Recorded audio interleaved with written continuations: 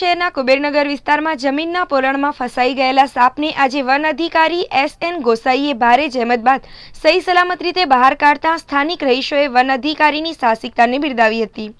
પાલનપુર શહેરના કુબેરનગર વિસ્તારમાં આજે સવારે એક સાપ જમીનના પોલાણમાં ફસાઈ જતા સ્થાનિક રહીશોએ પોલાણમાં પાણી રેડી આ સાપને બહાર કાઢવાની મથામણ આદરી હતી। જોકે આ પ્રયાસો નિષ્ફળ નીવડતા છેવટે આ મામલે વન વિભાગના રેન્જ ફોરેસ્ટ ઓફિસર એસ.એન. ગોસાઈને જાણ કરાઈ હતી, જેના અનુસંધાને તેમણે તુરંત કુબેરનગર વિસ્તારમાં દોડી જઈ પોલાણવાળી જગ્યાની બાજુમાં નવો ખાડો ખોદાવી સાપના મોઢાના ભાગ સુધી પહોંચ્યા બાદ 2 કલાકની જહેમતના અંતે આ સાપને સહી સલામત રીતે બહાર કાઢી તેને જીવતદાન આપ્યું હતું।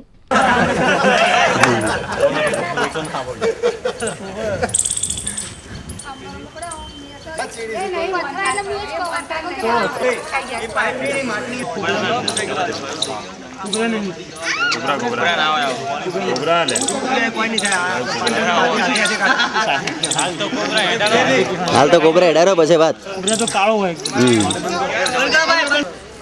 पालनपुर कुबेरनगर विस्तार में રહેણાંક વિસ્તારમાં એક આજ સવારે હું જ્યારે બાથરૂમમાં નાવા બેઠો હતો ત્યારે રિયાસના મોબાઈલ પર ફોન આવ્યો કે આ રીતે એક કોબરા અમારા સોસાયટીમાં આવેલ છે। તાત્કાલિક ત્યાં પહોંચી અને પકડું એ પહેલાં પથ્થરની અંદર ઘૂસી ગયો અને બહાર કાઢવા માટે પાણી નાખ્યું તો અંદર માટીના હિસાબે ફસાઈ ગયો। પછી એને માટીમાંથી ખોદી અને બહાર કાઢી અને હવે જંગલ વિસ્તારમાં સહી સલામત છોડી દેવામાં આવશે। ઓછામાં ઓછા અડધો કલાક જેવું છે। 2 કલાક